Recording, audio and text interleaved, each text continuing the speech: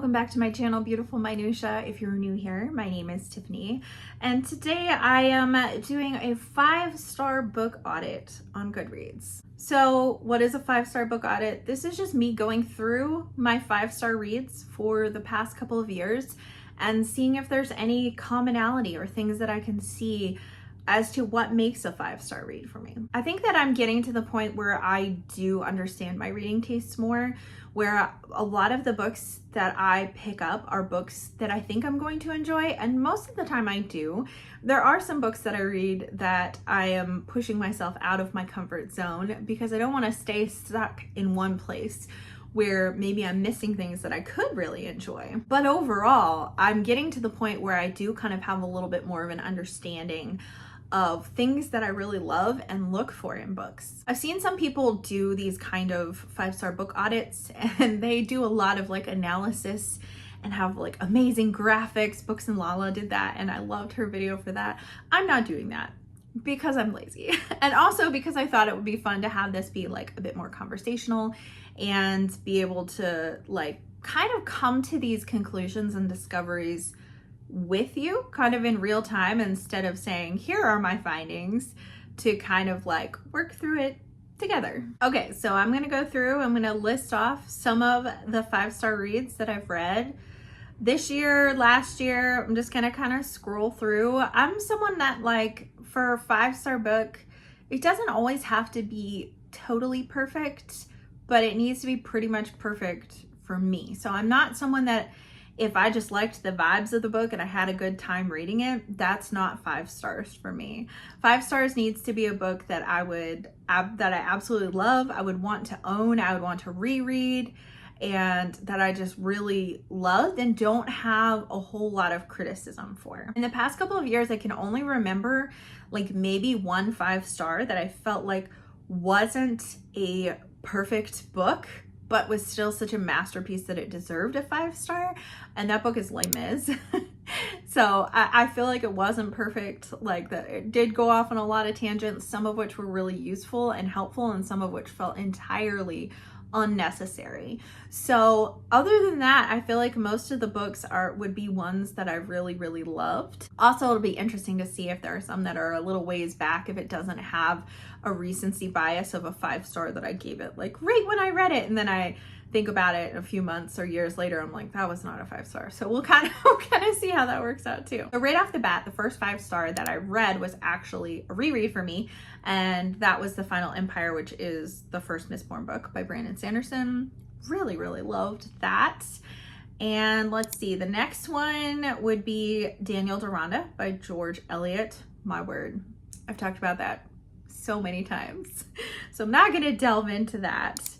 Let's see, The Wednesday Wars, which was also a reread for me. All the Lord of the Rings books and Oliver Twist, also rereads for me. Romantic Outlaws by Charlotte Gordon, which is a biography, a dual biography of Mary Wollstonecraft and Mary Shelley. My Antonia by Willa Cather is another recent 5-star favorite. Goodness, loved that. With Christ in the School of Prayer is another 5-star favorite, nonfiction, spiritual nonfiction. Pride and Prejudice, which was another reread. So far, all of these books are from this year. And it's really funny because a lot of my 5-star reads from this year are actually rereads. I don't know if that says anything, if that means that I can be a bit more critical of books now than I used to be. Actually, I know that that's true. I've grown more critical the more that I read, and I don't mean that in a mean way that I'm like, this book is trash, no one should read it. But I feel like I'm at the point in my life right now where what I am looking for in a book is very different than what I was looking for in a book 10 years ago, where I was looking more for escapism, more for a good time. Even though I did read a lot of classics pretty much my whole life, for several decades, I've read a lot of classics, but they needed to have a good plot for me to really care about them. So I think that there are some books that I gave 5 stars now, like My Antonia, that I'm not sure I would have given 5 stars to, 15, 20 years ago when I was younger, because it didn't have as much of a plot despite it having really beautiful writing. So it's changed to where I'm looking for books that make me think more deeply, feel more deeply, and engage with them in a deeper level than just like, this book was so fun and I couldn't put it down. And I think that that's more where I was with reading in my 20s, essentially, like especially the first part of my 20s. So it's interesting because I do think that that is different. Okay, so a couple of middle grades that had 5 stars were A Sky Full of Paper Stars and The Labors of Hercules Beale. And both of these are books that are more contemporary and made me feel very, very deeply. And both of them had themes of community and what does it mean to belong? What does family mean? Searching for identity and where you fit in a world, especially when you feel like you're different from everyone else or when you've experienced great tragedy and the world just isn't the same for you anymore. Okay, so a book that really doesn't seem to fit, that is a book I read earlier this year in February, I think, is What Moves the Dead by T. Kingfisher, and I did give that 5 stars. I felt like it was written exquisitely and was a really, really interesting retelling of the fall of the House of Usher by Edgar Allan Poe, which I absolutely love. It's one of my favorite Poe short stories. So that is a book that was not, I don't know, that wasn't one that made me think super deeply or anything like that, but it's like, it's really stuck with me. I wouldn't say that like, oh my gosh, this has like really incredible themes that have stuck with me, but the writing did, like the atmosphere, what I experienced when I was reading it. So that is like, I guess me being inconsistent here, that I guess there is a 5 star here, that it kind of was a bit more vibes based, although I did really like, I felt like it had strong characterization, strong plotting. It's a novella, so it's really short, but I felt like it was satisfying. It didn't feel like it was too short. I felt like we got enough answers, and I felt like the pacing was really, really perfect. She could have tried to draw it out and make it longer, but it was perfect the way that it was. Another book that I read last fall that kind of fits into that category as well is Myrtle Means an Opportunity, which is book 5 in the Myrtle Hardcastle mystery series, which is a middle grade mystery series. And it had a lot of literary callbacks to Kidnapped, which was really fun because I read that with my daughter earlier in 2023. And it's very funny, like, and well paced and written mysteries, even though they're for middle grade. So I do try to be like a little, I don't know, like a little less harsh with middle grade, because it could be a perfect middle grade and yet it's not perfect for an adult. But I don't know. I still thought Myrtle Hardcastle, like every single one of those books, I've absolutely loved. They're just so fun and good feel-good books. So I guess it's me being inconsistent again. I didn't need to connect deeply with this one. Oh, Agnes Grey. That was my favorite fictional read of last year. I did connect deeply with this one. I loved this one so much, and a lot of people think it's boring. And I think that that's a shame. I really love it. Oh, Jonathan Strange and Mr. Norrell, which I read last fall. Now there's a book that I connected with really, really deeply. And it's definitely meandering and kind of Dickensian in its storytelling. But again, the themes in this book are so good and have so many parallels to spiritual truths that were so interesting. And I just really loved it. It's a super dark book, but also just like, I don't know, the way that the magic works and the way that it is so much about like power, control, trying to control things that you don't understand. Oh my gosh, I can't talk too much about why I loved it so much because it's super spoilery, but yeah. That was a really good 5 star. This is a short story, but There Will Come Soft Rains by Ray Bradbury. Again, really deep themes about nature versus technology. Does technology need people to survive to continue on? Does nature need people to survive to continue on? Just brilliant. Absolutely brilliant. One of my favorite things I've ever read by Ray Bradbury. I also read most of the Stormlight Archives within the last year or so. I finished Rhythm of War in January of 2024. And then I read Words of Radiance and Oathbringer and Warbreaker last year, and then I read The Way of Kings the way before. All of those got 5 stars except Warbreaker. I gave Warbreaker 4 stars because it was fun, but it wasn't up to the caliber of Stormlight Archive. And it's so interesting rereading Mistborn now, because Mistborn I absolutely loved and thought I loved it more than Stormlight Archive, but after reading The Final Empire, Stormlight Archive goes so much deeper in its themes and in its characterization, and Mistborn is trying to do something very different than what Stormlight Archive is trying to do. So it is like, obviously you want to compare them because it's the same author, but I feel like I feel like I know the characters so much better in Stormlight Archive because we spend so much more time with them, because the books are so long. They're like 1,000 pages or longer. So yeah, pretty much every Sanderson book that I've read in the past few years is a 5-star read. Trust that the Emerald Sea is another one that I didn't connect with that one as much emotionally, but it was like totally like right book, right time. A lot of people don't like it as much because it is more lighthearted and fun than the Stormlight Archives or Mistborn, but I loved it. I thought it was really funny, but also had some like deep, insightful, quotable things as well. So I've enjoyed a lot of Sanderson that I've read, and I have read a lot of Sanderson in the past couple of years. Most of them I've read since I started my booktube channel, with the exception of the first 2 Mistborn books. Okay, we have the Melendi Family Quartet, which I only read the first 2 books of. Gave both of those 5 stars. I feel like Elizabeth Enright's writing is just so special.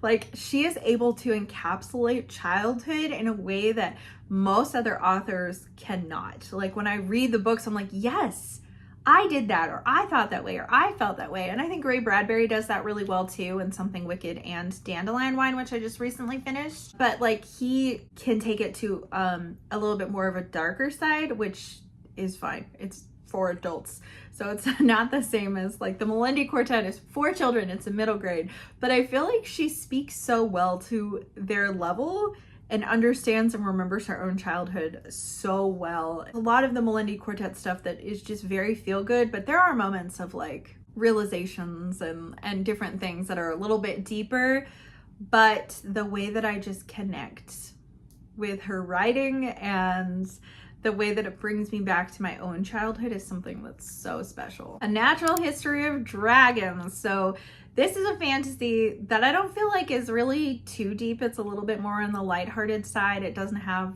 like the same kind of like world building stuff like Sanderson does, but it feels like really fleshed out because it is about a woman who is wants to be a naturalist who studies dragons in a world where that is really frowned upon, because it feels like a Victorian era of this world that she lives in. And I just felt like it was so good. Like, her relationship with her husband is so much about companionship and about just being on the same page and being there for each other and supporting each other in a time period where that's not necessarily the norm. And I just thought that a lot of the politicking in the first book was just like really, really good in a way that I don't feel that books 2 and 3 have lived up to, because I've continued on with the series. And so far, the first book is the only one that I have just like loved.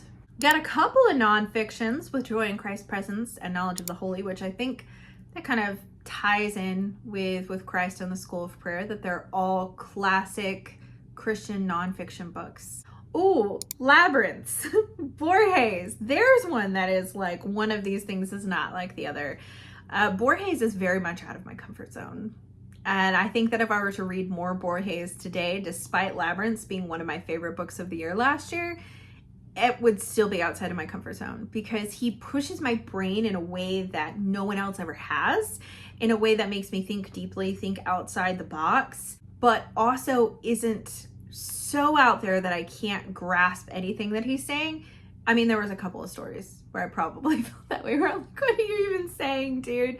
But he, especially the way that he talks about time and what does time mean, and there's a lot of topics that he tackles, but that's one of my favorites. I think my favorite stories within the collection are often ones that deal with time in a very meaningful way.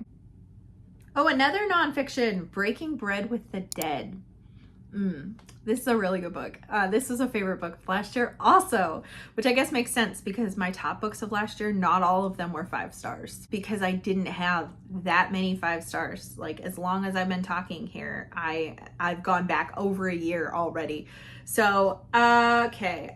Breaking Bread with the Dead is very much about like why classics are important and why you should read them, and just really resonated really deeply with me. A lot of the things I was like, yes, you put into words what I've been feeling and I didn't know how to say. So that was a book that felt really validating for me. It wasn't a stretching book. It was like a yes book. Oh, a surprise 5-star, Peace Like a River by Leif Anger. That was actually my read project, and I did not think I was going to like that book. It's historical fiction, but it's so much about like community and family and love and forgiveness. Oh my gosh.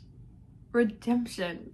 So beautiful. I cried. Oh, I loved it. I guess we should talk about Robin Hobb because I've rated all her books 5 stars, and I've just passed one of them and realized I haven't mentioned her. So I've read the Farseer trilogy over the course of the last year and a half, I guess. I started them in like November of 2022 and then finished last summer. Loved them. My gosh. Again, deep characters. You feel like you know some of them are likable, some of them are not. And I love how she writes. Like, her writing is so immersive. It's beautiful, but not purple prosy at all. I would not say it's purple prosy. And her world building makes you ask questions, but also you don't feel unsatisfied with the answers that you get, because it's kind of a slow reveal because she's got like, I think 16 books altogether in this entire series. So, man, deep characterization though. That's something that I'm seeing over and over and over again here, is that I need deep characters. I don't always need a plot. My Antonia is really good evidence of that. I don't always need a plot or a fast moving plot, because there's a lot of things with Robin Hobb where it's not fast moving. Assassin's Apprentice has a lot of really slow moments in it, and Assassin's Quest is really, really slow for a lot of that book.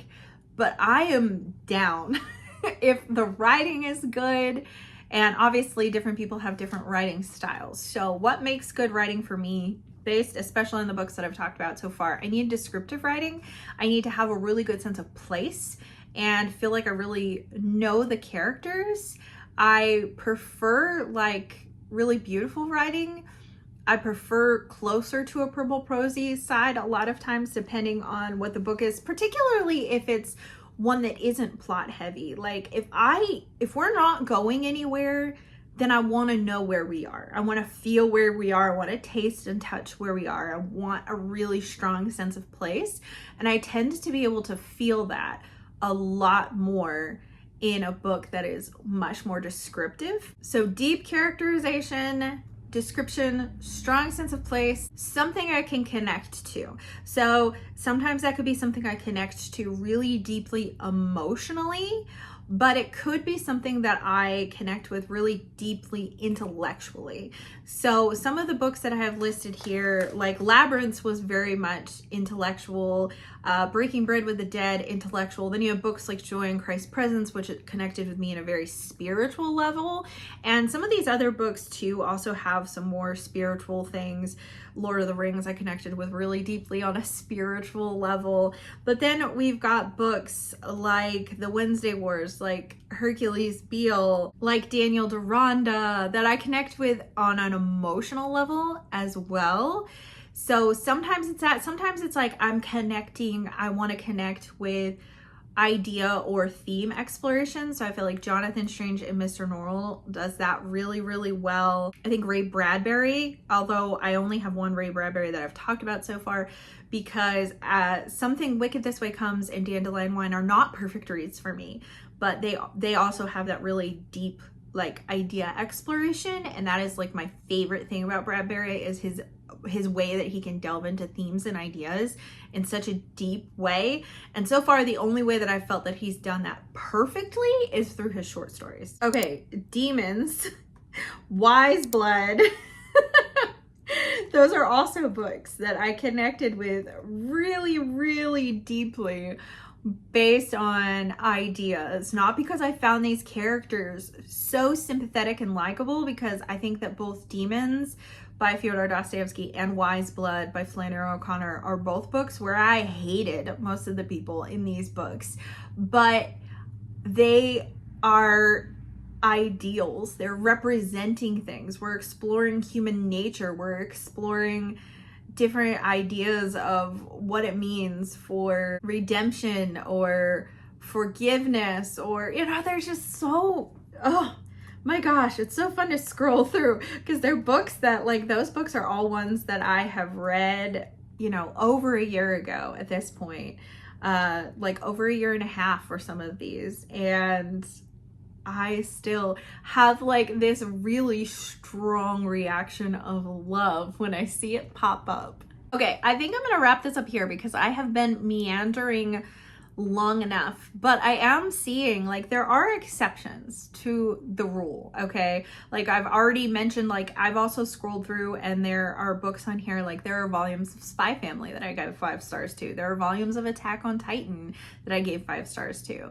And I didn't feel like they were like the most deep things I've ever read, although Attack on Titan is definitely has some commentary on human nature and stuff. So there's definitely some deeper questions that are being had there. And I think that that's something that I can enjoy about horror that I can stomach, like Attack on Titan, is that it's often asking deeper questions about what does it mean for this? What does it mean? What does it mean to be human? What does it mean for that? Like, you know, just like there are a lot of deep questions that are being asked and explored in horror, and oftentimes sci-fi as well. And so I need something that I can connect with. And I think that's why at this stage of my life, I generally am not enjoying as many mysteries or thrillers. And there were times in my life where I was, and that was like exclusively what I was reading about, like, you know, 8 to 10 years ago, especially when I was getting back into reading. I was like reading so many Agatha Christie's and reading lots of mysteries and thrillers and YA and different things that, not that there aren't mysteries, thrillers, and YA that tackle more than just a plot, but because those are so plot heavy, I'm looking for something to invest a little bit more on, and something that is gonna make me think for longer than just the fun time I'm having reading it. And that's just where I am in my life right now. And that may change again. So it'll be really interesting to revisit this in a couple of years and to see, is this still what I'm making my 5-star? Is deep characters, beautiful writing, strong sense of place, ideas and themes that I can wrestle with or connect with on an emotional level, on an intellectual level, on a philosophical or spiritual level. Is that still what I'm gonna want in a year, in 3 years, in 5 years, in 10 years? Or will I have shifted back to kind of reading as escapism and reading for fun? Not that I don't have fun reading now, because I totally do, but what I find more enjoyable is something that like really sticks with me and is something that I can really, really chew on. But I feel like I have the mental capacity to be able to do that right now. And when Claire was young and I was reading, I was sleep deprived. I did not have the mental capacity to be reading that kind of stuff and connecting with it on the level that I am. And I think that BookTube also influences that as well, that I have a lot of friends on BookTube that like to think and talk deeply. And because I have people to talk about with these books, which I didn't a few years ago, like 5 years ago, I did not have people to talk to about the books that I was reading. And so as a result, I maybe didn't think as deeply because I wasn't getting other people's perspectives or really thinking through my own perspectives, because I was really trying to share my thoughts. So it's just fun to see how it's changed over the years, even though I didn't go back that far. But my Goodreads doesn't go back that far either. Like I started my Goodreads a few months before I started my BookTube channel. So, I guess about a year before I started my BookTube channel. There's not gonna be as much data in terms of like farther back than that. I would have to break out my old reading journals. So yeah, so this was really fun. I hope you enjoyed my meandering rambling in this, because that is kind of what this ended up being, but that was kind of my intention, but hopefully it wasn't too rambly. I was kind of trying to discover for myself if there's common ground in the 5-star books that I read. So I'd love to hear from you in the comments down below. What are you looking for in books? What is it that sticks out at you? Is it something that is like a fast-paced plot that you can't put down? Is it like characters that resonate really deeply with you? Do they have to be characters that share the same values or thought process as you for you to be able to root for them? Or do they just have to be well fleshed out in general? What kind of writing style are you looking for? Have you ever thought about this? Have you ever sat down and been like, I wonder what my 5-star reads have in common? Because I've never really done that. I've kind of looked for like buzzwords of things that I look for in books, but I've never sat down and really tried to compare my 5-star reads. Anyway, thank you so much for watching. If you like this video, please hit like and also subscribe so you can continue to see more bookish content from me, and I will see you again next time.